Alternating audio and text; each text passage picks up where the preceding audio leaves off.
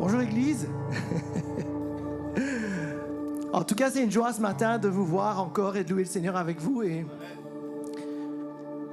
j'aimerais que vous puissiez vous tourner maintenant vers la personne qui est à votre gauche, la personne qui est à votre droite, et lui dire simplement merci d'être là. Vous allez comprendre pourquoi. Dites-lui merci d'être là.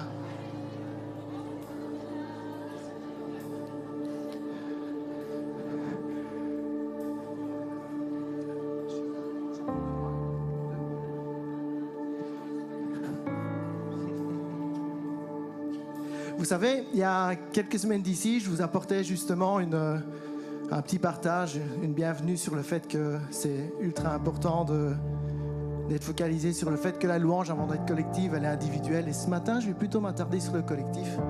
Parce qu'au moment où nous sommes en train d'adorer le Seigneur, de le louer, de le glorifier, on n'est pas juste en train de le bénir, mais on a aussi une possibilité, un canal à travers lequel Dieu peut bénir celui qui est à notre gauche ou à notre droite.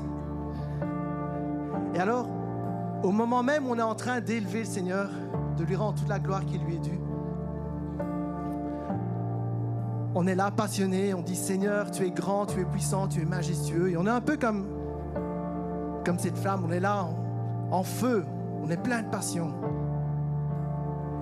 Et au même moment, j'ai juste ma sœur à côté de moi qui est aussi déjà en train de...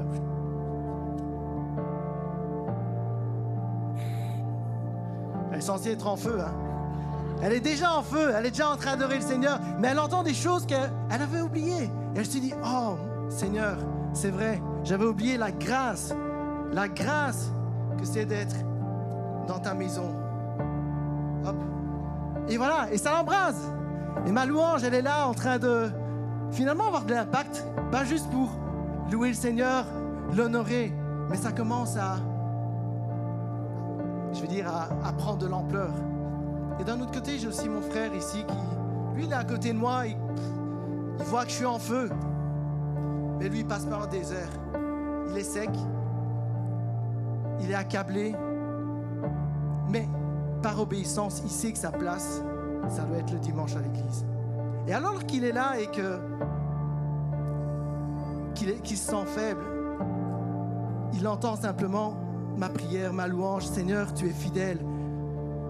Quand bien même je pensais que j'étais seul, tu as montré ta fidélité. Et là, d'un coup, il reprend courage. Il reprend courage et il se dit, moi aussi, Dieu n'a pas fini avec moi. Il a le dernier mot. Il aura toujours les derniers mots sur ma vie. Et maintenant, il commence à être passionné aussi, à adorer le Seigneur avec moi.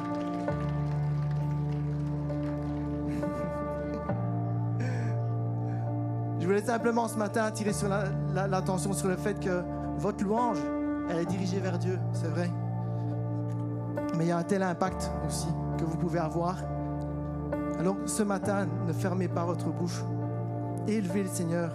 Sachez que votre prière, elle bénit Dieu, mais c'est aussi une bénédiction pour ceux qui vous entourent. Et il y a un texte qui me venait à l'esprit, et c'est vrai que on parle de ce texte-là plutôt comme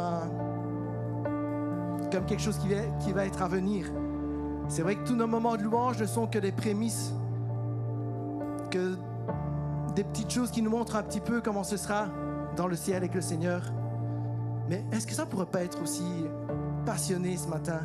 Et on voit dans Apocalypse 7, 9 à 10, il est écrit « Après cela, je regardais et je vis une foule immense que personne ne pouvait compter. C'était des hommes de toute nation, de toute tribu, de tout peuple et de toute langue. » Comme ce matin, on est tous là ensemble avec des arrière-plans complètement différents. Et ils se tenaient debout devant le trône, devant l'agneau. Comme ce matin, on est devant le Seigneur, habillés de robes blanches, de feuilles de palmier à la main. Et il criait d'une voix forte, « Le salut est à notre Dieu qui est assis sur le trône et à l'agneau. » Amen. Alors ce matin, on va élever le Seigneur. On va lui dire qui il est pour nous, ce qu'il fait. On va proclamer simplement la vérité de sa parole, la vérité de sa personne. On va le faire ensemble, Église. Amen.